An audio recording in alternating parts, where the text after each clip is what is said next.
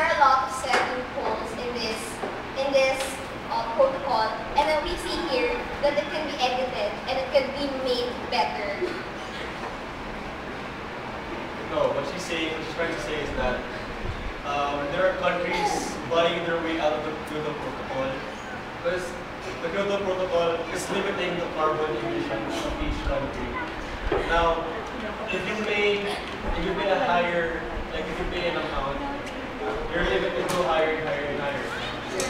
And that's kind of useless since the Kyoto Protocol is there to reduce carbon emissions. Now, if you buy your way out of it, it's really fun. So, and you can buy another country's limit. So, let's say that there's this country that has really low carbon emissions, but they still have like a limit they can reach.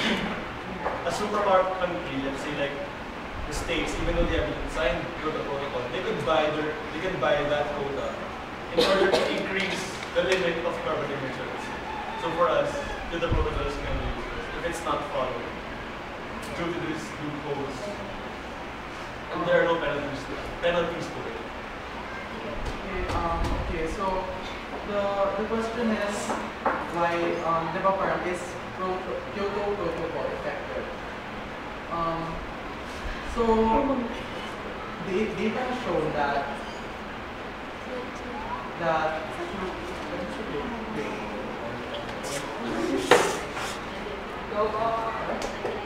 since 1998, carbon gas emissions decreased. So isn't that effective? Plus,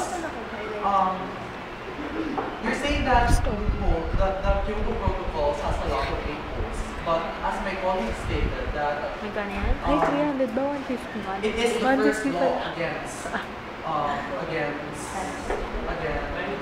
climate change. So parang, of course, you have to allow it a grace period that parang it wouldn't be perfect the first time. So I agree with you with Bea stating that it can be revised, but based on its effectivity, I strongly believe that it is effective because results do show that carbon emissions have decreased. On your point of countries by Kyoto Protocol points, in my opinion, you're looking at this thing in a super individualistic point of view because you're like thinking America and can only buy their points, whether they can buy other countries' points. But if you look at it in a world point of view, the Kyoto Protocol is a world law per se. So isn't it the same if America buys something from another country or based on because we have to consider the fact that these countries have to think of their own economical and industrial problems.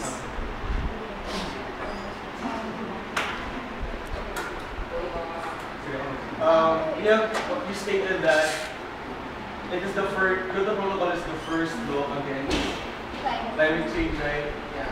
Kyoto Protocol was passed when? 1990. Today is 2010. Isn't that enough of a span of time to exercise that law, to really make it effective? Isn't 20 years enough? Do we need 50 years? And in 50 years, what would happen to the Earth? Right? You might find that